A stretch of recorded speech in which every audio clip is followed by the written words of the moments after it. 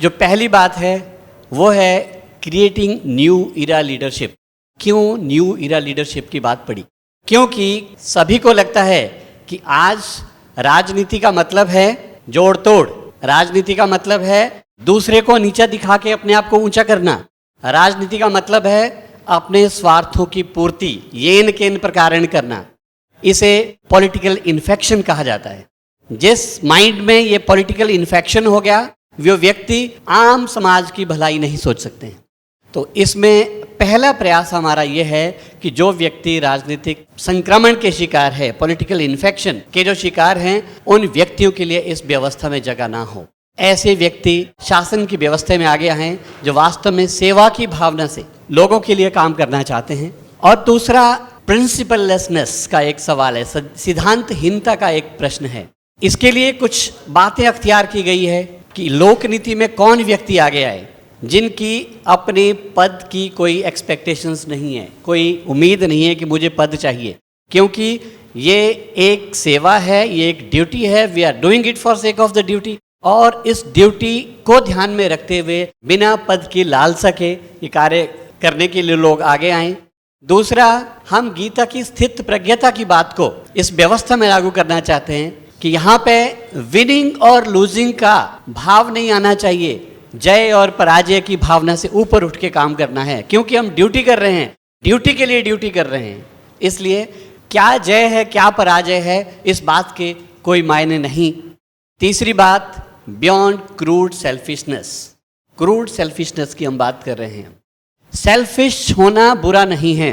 Selfish का मतलब है अपनी आत्मा का चिंतन करना, सेल्फ का चिंतन करना, सेल्फ को, आत्मा को आगे बढ़ाने के लिए प्रयास करना। वो सेल्फिशनेस है। हम यहाँ पे क्रूड सेल्फिशनेस की बात करें, इससे ऊपर उठ के काम करना कि जहाँ पे हम दूसरों को ध्यान ना करते हुए सिर्फ अपने बारे में सोचें, वो क्रूड सेल्फिशनेस है। तो इससे ऊपर उठ के बात करेंगे।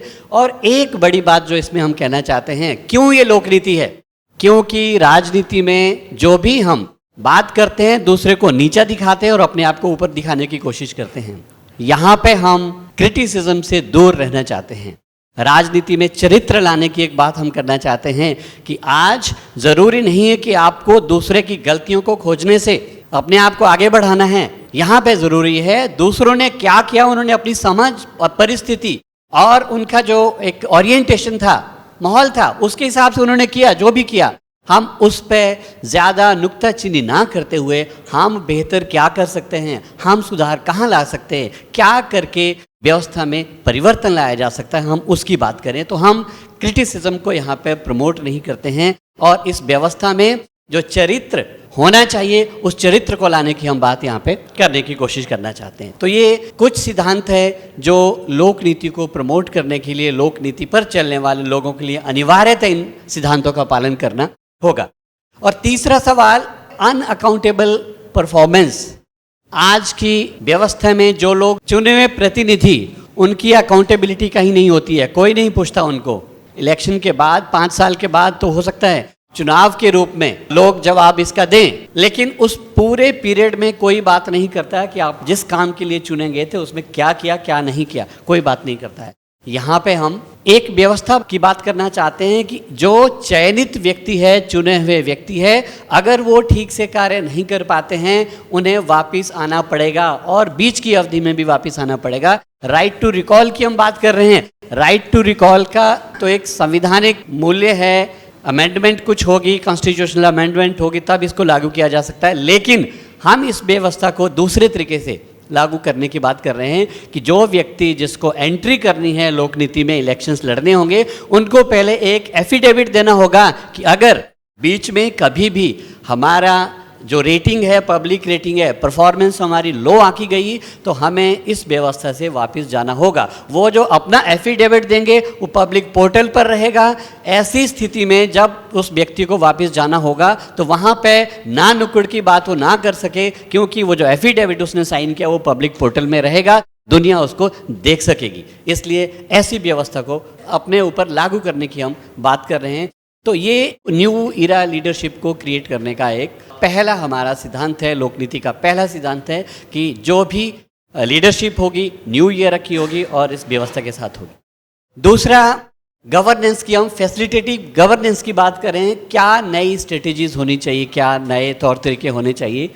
Devising innovative strategies on facilitating governance. अभी क्या है व्यवस्था?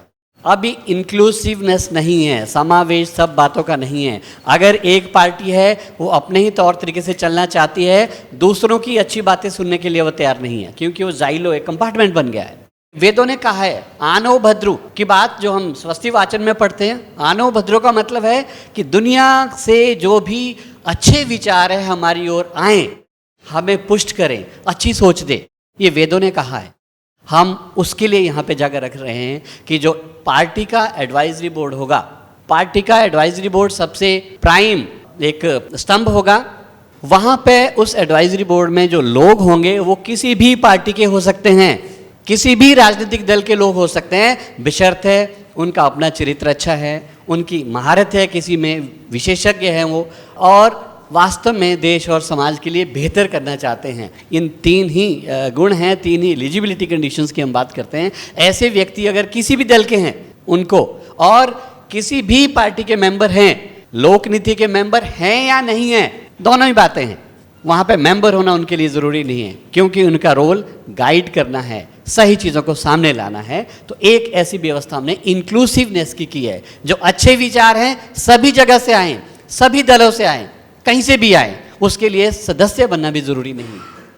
ये पार्टी लेवल की बात थी। अब गवर्नमेंट लेवल पे अगर ये पार्टी की कहीं पे भी सरकार बनाती है, तो वहाँ पे एक जो गवर्नमेंट लेवल पे होता है नॉन डिलिवरेबल्स का एक विषय है कि जो चयनित लोग होते हैं वो क्या डिलीवर करेंगे, क्या नहीं करेंगे, इस पर कोई पूछता नहीं है उनको।